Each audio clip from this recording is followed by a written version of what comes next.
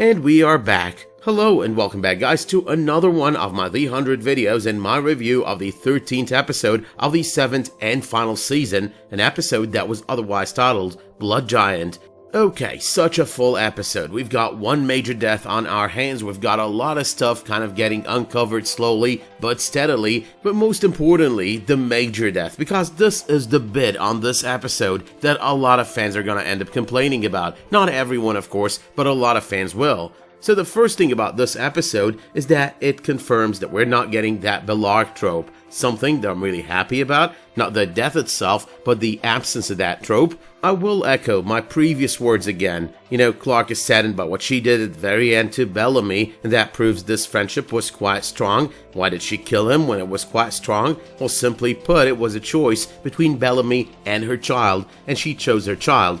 The math is really simple over here. I mean, you're gonna choose your child over anyone else in this case, even if that person you were dealing with was your best friend, and especially if that best friend was possibly about to harm that child significantly. Now, I know a lot of people are going to complain about the fact that Bellamy died. I know a lot of people are going to complain about the fact that Clarke was the one to end up killing Bellamy. And I know a lot of people are going to complain about the fact that Clarke is no longer a thing, no longer a possibility. Now that's the one part that I'm happy about. Good riddance with the Clarke thing. I believe in friendships. I love friendships. I love the idea that this series, from the start to the finish, is gonna portray this as a friendship. That's actually a good thing. And it's nothing against both characters, it's no hatred against any of the two characters as a lot of people decide to put it in the comments. It's only about the fact that I do like the idea that this series is not following one of those regular tropes. I really love that about The 100. Now here though is what I think about Bellamy's death. I think that Bellamy shouldn't have died on this episode. I don't think that Clarke should have killed him, for a simple reason. If you want to kill someone, go kill Bill Cadigan. Go kill the guy who thinks he's a god, convinces everyone he's a god, tries to cheat everyone into believing in his BS instead of actually killing your best friend. That didn't make so much sense at the moment. You want to protect Madi from Bill Cadigan, you don't kill Bellamy, you kill Bill Cadigan. That's what you do. But the actor who portrays Bellamy had IRL issues this season. He had to be away for most of the season. They kinda wrote him in the way they could write him in, which is basically all about his adventures in Etheria, coming back, his sincere belief in the Shepherd and in all that he preaches, and that all led to this point. He's the one that requested a break from this season, and this is why his story has been written in this way.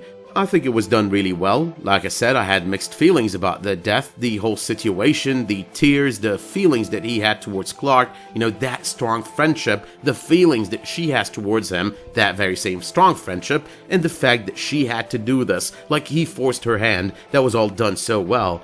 But in the end though, she did leave that book behind lying on the ground. The guys, the other disciples, did hear the name Madi, and they did see the book, and they probably picked up that notebook, and they are probably gonna deliver it to none other than Bill Cadigan. Now, if that were to be true, then all of this kind of makes you think, okay, all of it was a plot device in order to shove Bellamy back in the story, not knowing what to do with him, because you can't really bring him into this level of belief and then just pull him back out, like right away. So yeah, the answer in this case was, let's bring him back because people are not going to be satisfied with him being killed off camera. Let's bring him back and make sure that he dies on camera. But then there is the other thing, because all of this is going to have repercussions on Clarke. There is the let's advance Clarke's story at the expense of Bellamy. And of course that's going to be the case, because no matter how much they're going to try to make this into an assembly cast, a show about all the characters, the writers, no matter what they do, are always going to fall into the same mistakes, trying to give Clarke more attention, more story, at the expense of other characters, important characters. So, in terms of how that death scene was done at the end of the episode, the conversations, the whole 9 yards really, I'd give it a 9 out of 10. However though, in terms of my belief that this was needed, I'd give it a 5 out of 10. I'd say overall, this is a 7 out of 10, if we just average both ratings. But alright though, I know a lot of people are going to hate the fact that I just said that Clarke is no longer, that I'm happy about it, but that's just my opinion and I'm entitled to it. However though, there's another part that you're gonna hate about this, which I also just mentioned, the assembly cast. I just don't believe in the whole, there's a lead character to this story. I believe that a lot of them are actually leads. I believe that there is no one character that is supposed to be more competent than everyone else. That doesn't make any sense to me.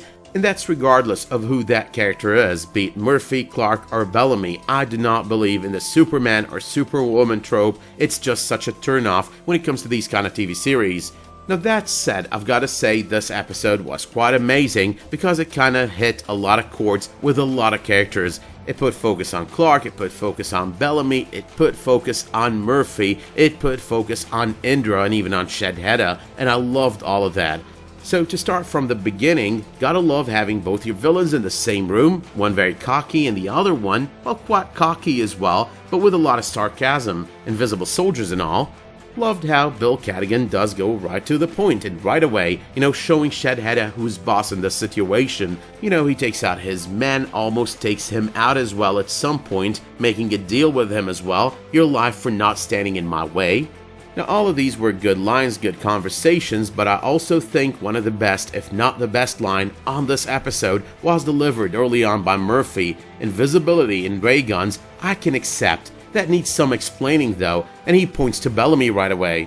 But I'm not surprised though. I mean, the way the writing for Murphy has been consistent for so many seasons, and on this season in specific, I'm not surprised anymore. Sometimes I even feel like there's one writer in the writer's room that just writes Murphy lines. They don't change that guy. He's doing a good job with Murphy. Tell him what story you want to write and let him write the lines for Murphy. I mean, look at that conversation between Murphy and Bellamy early on in the events of the episode. Murphy really delivers on this episode. I think the whole bit about knowing a thing or two, about pretending to be someone he is not, does go deeper than just pretending to be a prime, like later on Season 6 and early on Season 7. I think that even though one or two things is a figure of speech, I think he literally meant it, like one or two things. The first of which was this prime situation, and the second of which is talking about himself in general, like who he's always been. Like he's always tried to put up this wall, trying to be the asshole in order to get by. He's not really an asshole because if you think about it, he's always caring in the end. He always shows his true colors, good colors as well in the end, even though he does do a lot of mistakes along the way. Still on Murphy though, we've got his conversation with Raven. She goes in a sarcastic tone, Sheidheda is alive, and Madi is in a nuclear reactor. You did good. Now to that, and in a similarly sarcastic tone, he responds, all of our friends are missing, and Bellamy is a sheep. So did you. But the funny thing here though, the thing that she blamed him for, Sheidheda being alive, that's not his fault, that's not his work, that's what they did on last season, that's also what Clarke did before she left. She got Russel to his weakest point, a point at which Sheidheda was able to take over, take his body. He provoked her, and she fell for it, and she allowed it to happen. But this moment was funny, but there was also funnier because after he hears the story from Raven, the whole Bill Cadigan ordeal, he does go, the weirdest part of all of this is Bellamy's robe. I did like the touch of comedy in that moment, and I did love how Raven kinda agreed with him at that point. But okay though, let's talk about another character that was focused on this episode, about Madi. We've got a dog bringing kids together, Madi leading those kids, and we've got Madi later on telling Clarke that she's remembering things, telling her about her notebook, and Clarke is basically all about hide that stuff. So this is basically leading into that final scene, Sheidheda telling Bellamy about the notebook, Bellamy finding it, and Clarke having to kill him, once again in a very good scene, well acted scene, very touching scene, however one that I still do not fully agree with. But okay though, it was no surprise that they kinda addressed all these arcs on this episode, dealt with all these characters. However, it was a surprise that they managed to fit all that in, because you watch the start of the episode, Raven is back, Madi is leading those kids, Nikki is trying to make her escape, hunger being the highlight of the reactor, great setup over the course of only the first 5 minutes, but something that keeps you asking, are they really gonna fit all these arcs into this episode? Let's not forget Josephine, Gabriel, Red Sun Rising, and of course Indra and Sheidheda. But that though brings us to the whole toxin and bugs ordeal, blood giant, suns eclipsing. However though, this is not about the eclipsing of the two suns, this is about the planet that the moon orbits. It is the true blood giant, it is what goes all red because of the eclipsing of the two suns. But here comes another arc though. We've got Nikki versus Raven, a much needed piece to get this entire arc out of the way and also get Raven's arc full circle. Her confession was great, bearing out her heart and soul to Nikki, admitting what she did, the guilt that she's carrying around. That's also good. But there's also the part about Nikki herself. She did get to her in multiple ways. For one thing, Nikki realized it is a much greater punishment to let Raven live with that guilt that she's carrying around. And for another thing, she did realize that Murphy, he was not lying to her, telling her about Hatch's bravery, telling her that he did what he did, not because he was forced into it, but because he wanted to make sure that Nikki lives, that everyone lives. But it is what I always say about this series. This series is not the Clarke and Bellamy show. It is no single person's or two people's show. I always believe it is almost about every single character that we've seen so far and either lost or still get to see. So we're getting a piece for each and every character. We've got the arc with Indra and Sheidheda, the latter making fun of Tree Crew in his attempt to motivate the former. We've got Indra cutting herself loose, getting into action against Cadogan's soldiers in one hell of an epic scene, but also there's all the cooperation between her and Sheidheda that was really interesting to watch. Not to forget though, she does revisit the memory of her mother while under the influence of the toxin, being brought before Sheidheda and kneeling to save her daughter's life, just like she did to save Madi like a few episodes ago. I think that was a real good touch here. Now, unfortunately, having been helped by Sheidheda, Indra decides not to kill him, but she does make the same mistake again, letting him there, leaving Sheidheda alive, hoping he would bleed away.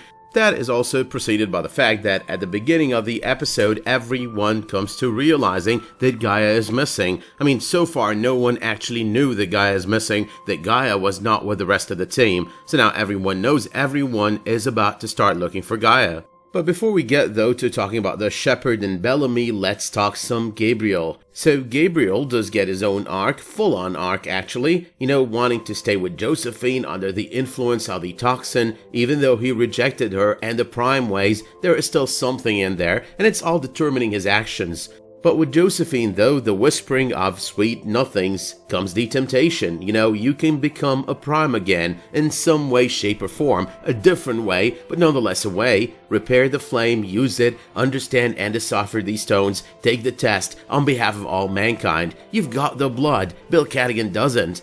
Closer to the end though, and after Clarke has handed Cadogan the flame, Gabriel momentarily gives in to Josephine's plan before he realizes he's being led down the same road all over again, the one that he rejected ages ago. So instead of going for the same mistake again, he decides to shoot the flame to pieces, take Cadogan hostage, leading to the very first death of this episode, one of two major deaths on this episode, Doucette. Now, you cannot consider Doucette to be a major death in the common sense, but he is a major death as he's been a player in Bellamy's life so far. You can see how that impacted Bellamy as well. But yeah, that brings us to the last part before I talk general opinion about the episode and talk a general rating on the episode. Actually, ratings about all the arcs and then a general rating about the episode.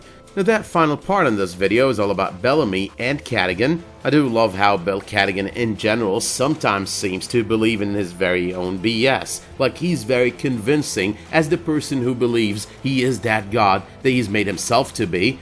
There's more than one moment on this episode that does tell you that Bellamy does still care about everyone. Regardless of his core believing in this BS, he still cares about everyone. He refers to Octavia and the rest of the team, including Echo, as our friends and not her friends or their friends when talking about Clarke. He does as well mention that he is Clarke's best friend at the very end of the episode. So these two moments out of all moments on this episode do tell us that Bellamy did die while still loving all of these people. He's just a little bit disoriented, a lot disoriented actually, but nonetheless, he still loves every single one of them. But there is the final piece, the piece that tells us the same. The conversation between Cadogan and Bellamy, that was pretty solid. All the similarities between them, having a family, the pulls and pushes of love. That does tell us a lot about Bellamy's situation, at the very end as well. Bellamy is a true believer. Bellamy believes in Cadogan because he does echo his words at the end of the episode. He starts talking about that love as something negative and tries to use that against Clarke.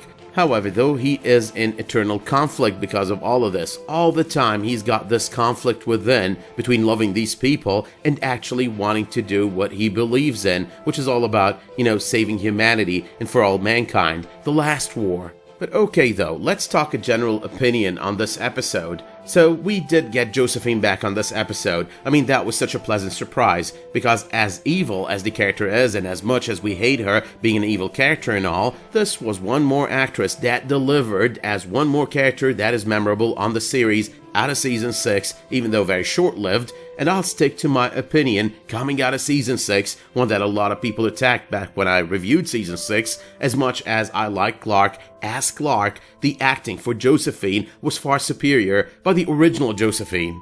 That said though, and speaking of ratings, I give the Bellamy death arc a 7 out of 10. I did mention that at the beginning of this video. I give the Bellamy arc, Bellamy and Cadigan, all the conversations on this episode, an 8 out of 10.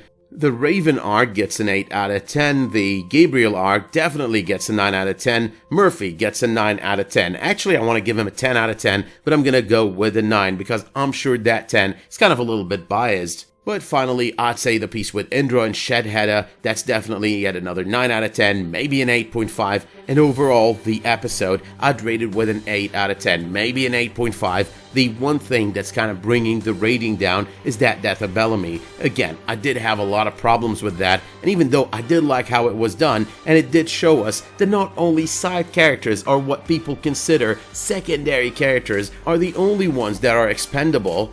Everyone in their own way are expendable because everyone is bound to die at some point. Everyone could die at some point, and that includes the people that you might consider to be the lead character of this series, or any series for that matter.